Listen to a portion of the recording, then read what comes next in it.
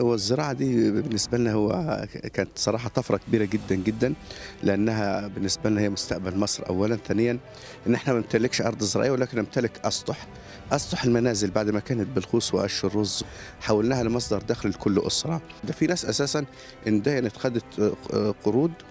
وصبِّت منازلها عشان تعمل فكرة الزراعة، ومن الزراعة سددت مبالغ السقف، وبعدين نعمل وحدات هيدروبونيك، والوحدات الهيدروبونيك تسدد لي الدين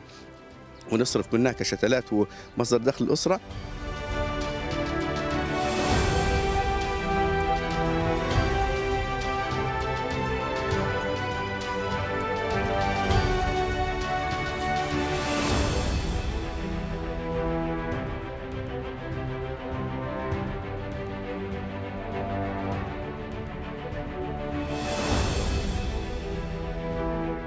بنعمله منها هامش ربح اعتمادًا على البذور يعني، البذور بتاعته أفضل إن أنا أعمل بذور،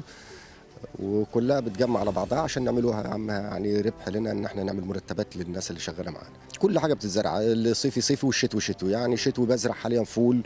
وفراولة وبصل وخس وكرنب وكل حاجة بتتزرع.